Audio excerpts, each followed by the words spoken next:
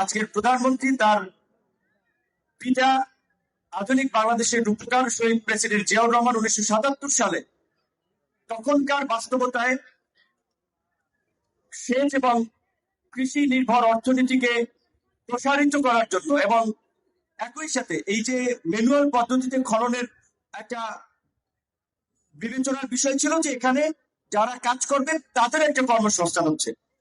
তো পিতার পথেই আমরা দেখতে পেলাম পুত্র বর্তমান বাংলাদেশের প্রধানমন্ত্রী, বাংলাদেশের অভিসংবাদিত নেতা জনাব তারেক রহমান একইভাবে নির্দেশনা দিয়েছেন। এবং আজকে আপনারা দেখেছেন যেটা ইঞ্জিনিয়ার সাহেব বলেছেন যে আজকের এই উদ্বোধন কর্মসূচিতে ওইভাবে কোনো নাম ফলক রাখা হয় নাই, ফুল দিয়ে শুভেচ্ছা জানানো, স্বাগত জানানো, এই সমস্ত ফর্মালিটি গ্রহণ করা হয় নাই। এটাও কিন্তু প্রধানমন্ত্রীর একটা অনুশাসন যে আমরা ফর্মালিটির চেয়ে কাজের মধ্যে যত দ্রুত আমরা স্টার্ট করতে পারি। এবং আমরা তার সাথে কাজ করতে গিয়ে দেখেছি তিনি আসলে কতটা মানে কাজের প্রতি তার ডেডিকেশন। আপনারা জানেন যে 9টার আগেই সচিবালয়ে চলে আসেন।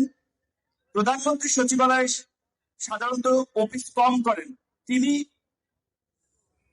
প্রায় প্রতিদিনই তার অফিস সচিবালয় হয়ে তারপরে প্রধানমন্ত্রীর কার্যালয়ে যান এবং তার বারবার আমাদেরকেও মনে করিয়ে দেওয়া যে আমরা জনগণের ভোট এবং সমর্থন নিয়ে আছি, আমরা কাজের মাধ্যমে এই সমর্থনটা কিন্তু ধরে রাখতে হবে। আমরা দোয়া করি যে প্রধানমন্ত্রী আল্লাহ সুস্থ রাখুক।